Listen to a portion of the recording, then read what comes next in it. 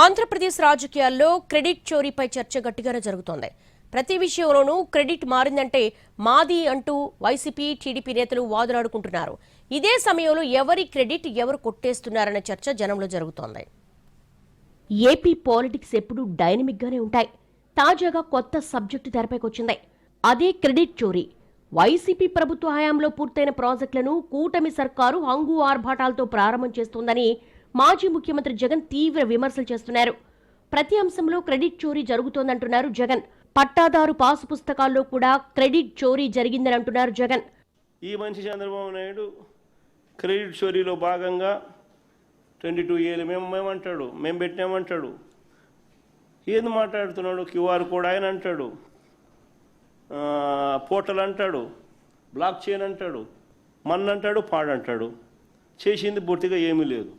ఎన్నికలకు ముందు కూడా ఇదే మాదిరి దుష్ప్రచారాలు చేస్తూ అడ్వర్టైజ్మెంట్లు ఇవ్వడము, ఆయన అధికారంలోకి వచ్చిన వెంటనే ఈ పనులన్నీ చేసినందుకు 400 కోట్లు కేంద్ర ప్రభుత్వం రివార్డు ఇస్తే అది ఆయన వల్లే జరిగింది, ఆయన వల్లే రివార్డు వస్తూ ఉందని చెప్పి ఆయన క్రెడిట్ తీసుకోవడము.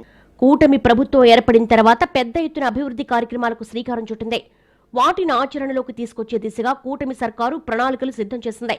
ఇప్పుడు ఈ అభివృద్ధి కార్యక్రమాలన్నీ తమ హయాంలో చేసినవే అంటూ ఒకరినొకరు విమర్శలు చేసుకుంటూ క్రెడిట్ వేసుకునే పనిలో ఉన్నారు. క్రెడిట్ చోరీ జరిగిందని జగన్ చెప్తుంటే రాష్ట్రంలో క్రెడిట్ చోరీ కోసం వైసీపీ నాయకులు తహతహలాడేస్తున్నారని చంద్రబాబు తీవ్రంగా మండిపడ్డారు. తల్లి, చెల్లి, బాబాయి విషయంలో వైసీపీ మంచి క్రెడిట్ తీసుకుందని సీఎం చంద్రబాబు విమర్శించారు. టీడీపీ ప్రభుత్వం అంటేనే అభివృద్ధికి చిరునామా అంటూ సీఎం చంద్రబాబు చెప్తున్నారు. ఏపీకి రాజధాని లేకుండా 3 రాజధానుల పేరుతో 3 ముక్కలు చేసినందుకు జగన్ కు క్రెడిట్ ఇవ్వాలా అని కూటమి నాయకులు ప్రశ్నిస్తున్నారు. Land, sand, wine, mine, drugs, గంజాయి మాఫియాలే వైసీపీ క్రెడిట్ అంటూ గతంలో సీఎం చంద్రబాబు ఘాటుగా విమర్శించారు. మరోవైపు దావోస్ పర్యటనలో ఉన్న సీఎం చంద్రబాబు, మంత్రులు నారా లోకేష్, టీజీ భరత్ సైతం అంతర్జాతీయ వేదికగా క్రెడిట్ చోరీపై మాట్లాడారు. నారా లోకేష్ అయితే తనదైన శైలిలో వైసీపీపై సెటైర్ చేస్తున్నారు.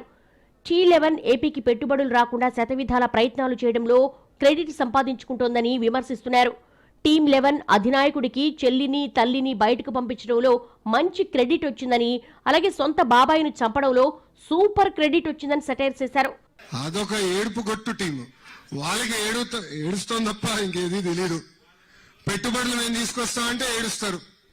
సింగపూర్కి వెళ్ళి పెద్ద ఎత్తున మేము అక్కడున్న మంత్రుల్ని, పారిశ్రామికవేత్తలు కలిస్తే ఆంధ్ర రాష్ట్రానికి రావద్దని ఆ ఏడుపు గొట్టు టీము ఈమెయిల్ పెట్టే పరిస్థితి. ఇంతేకాదు కొన్ని కంపెనీలు కలిస్తే వాళ్ళు కూడా ఈమెయిల్ పెడుతున్నారు ఆంధ్ర రాష్ట్రానికి రావద్దని. గత ప్రభుత్వంలో అమలు పరిచిన విధానాలు అప్పటి ప్రభుత్వం అమలు చేసి క్రెడిట్ చోరీ చేస్తోందని వైసీపీ తీవ్ర విమర్శలు చేస్తోంది. భోగాపురం ఎయిర్పోర్టు దగ్గర నుంచి పట్టాదారు పాస్ పుస్తకాల వరకు క్రెడిట్ చోరీ అంటున్నారు జగన్. ఇలా ఎవరికి వారే తమ ప్రభుత్వంలో చేసినవే అమలు చేసుకుంటున్నారని కౌంటర్లు ఇచ్చుకుంటూ రాజకీయం చేస్తున్నారు. అభివృద్ధిలో ప్రతి ప్రభుత్వానికి ఓ మార్కు ఉంటుందని, దానిని ఎవరికి వారే క్రెడిట్ తీసుకోవడంలో పోటీ పడుతున్నారనే చర్చ బాగా జరుగుతోంది.